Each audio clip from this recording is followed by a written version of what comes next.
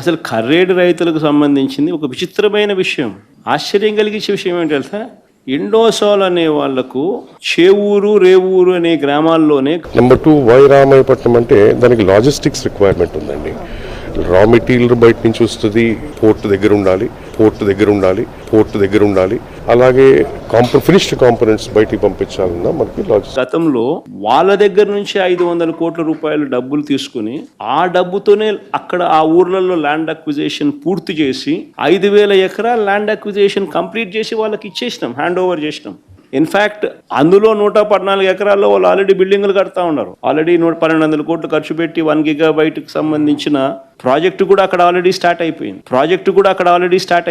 అక్కడ రైతులు సంతోషంగానే ఇచ్చినారు, ల్యాండ్ అక్విజిషన్ పూర్తయిపోయింది, 8,000 ఉద్యోగాలు కూడా ఆ ప్రాంతానికి వస్తూ ఉన్నాయి. వాళ్ళందరూ సంతోషంగా జరిగేదాన్ని ఈ ప్లాంట్ కంప్లీట్ రన్నింగ్ లోకి వచ్చినప్పుడు దగ్గర ఒక 10-11 వేలు మంది డైరెక్ట్ ఎంప్లాయ్మెంట్ ఉంటుందండి, 10-11 వేలు ఇండైరెక్ట్ ఎంప్లాయ్మెంట్ ఉంటుంది. అంటే దగ్గర 23, 22, 25 వేలు దాకా ఎంప్లాయ్మెంట్.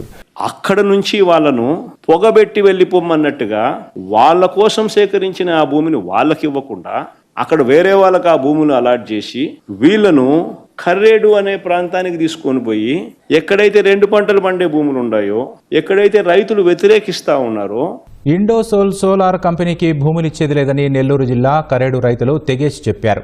3 పంటలు పండే భూములు ఎలా ఇస్తామంటూ రెవెన్యూ అధికారులను నిలదీశారు. అక్కడ వీళ్ళకి భూములు ఇవ్వాలని చెప్పి ఇస్తామని చెప్పి అక్కడ వీళ్ళని అక్కడికి పోమని చెప్తా ఉన్నారు. అక్కడ వాళ్ళ రైతులకు ఇష్టంగా లేరు, భూములు అక్కడ నిజంగా అడగడం ధర్మం కాదు. అలాంటి చోట వీళ్ళని పొమ్మని చెప్తే ఆ ఫ్యాక్టరీ రాకూడదనే కదా, పొగబెట్టి వెళ్ళిపోమనడమే కదా. మరి ఇది 42,000 కోట్ల పెట్టుబడులు, 8,000 మందికి ఉద్యోగాలు వచ్చే అవకాశాలు, ఇవన్నీ మీరు ఏం చేస్తా ఉన్నారు? ప్రాజెక్టులు రావడానికి చూస్తున్నారా, ప్రాజెక్టులను పంపించడానికి చూస్తున్నారా? ఒకవేళ ఇదే BPCL కు మీరు ల్యాండ్ ఇవ్వాలనుకుంటే ఇంకా వేరే ల్యాండ్ లేదా? గవర్నమెంట్ ల్యాండే ఉంది అదే జిల్లాలోనే, పక్క జిల్లాలోనే. ఇదే కృష్ణపట్నంలోనే ఇదే ఈనాడు రామోజీరావు గారి వియ్యంకుడికే 10,000 ఎకరాలు ఉన్నాయి.